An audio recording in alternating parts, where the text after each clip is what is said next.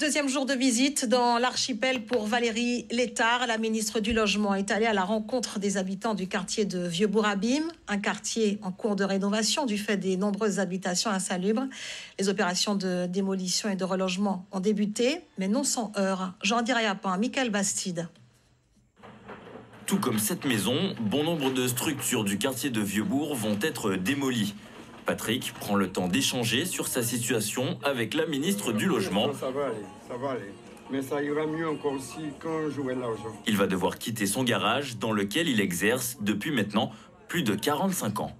Mais la vie est faite comme ça. On ne peut pas dire que parfois on a une opportunité qui a peut-être mieux pour pas ça. Mais pour l'instant, c'est que moi, pas un bon loyer. Et là, ils voulaient mettre moi dans le loyer. Bien que le loyer là, ils ont mis moi là. Son loyer pas tellement cher. Mais moi, quand même, on voulait pas payer. Alors, moi, ça m'a dit, on proposé des bons petits morceaux de terre. Ils ont dit, moi, ça pour parler. Nous pouvons regarder, mais entre-temps, il y aura un moment local. L'inquiétude se ressent auprès de tous les habitants du quartier qui, pour la plupart, n'ont jamais payé de loyer ici, à Vieux-Bourg. C'est ça qui passe dans ma tête. Là où j'habite, en côté, tu vois, il y a combien d'années là. C'est ça qui passe.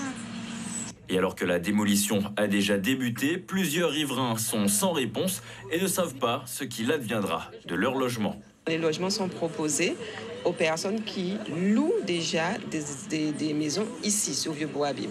Pour ceux qui ne sont pas encore, qui sont propriétaires de leur maison, il n'y a pas de proposition pour l'instant qui nous a été faite. De l'autre côté de la rue, cette agrotransformatrice doit elle aussi quitter les lieux, ce qui freine son activité et plus encore. On m'a proposé des choses, mais ce n'est pas encore fait. Alors, on attend encore. Et là, c'est la crainte parce que je dois partir pour la foire de Paris à la fin du mois. Et c'est une grosse crainte de pouvoir laisser l'entreprise en péril comme ça, on ne sait pas.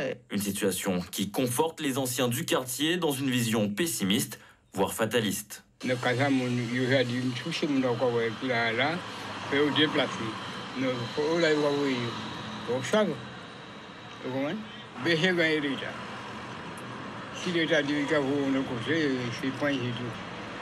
Pour l'heure, 225 structures devraient être démolies.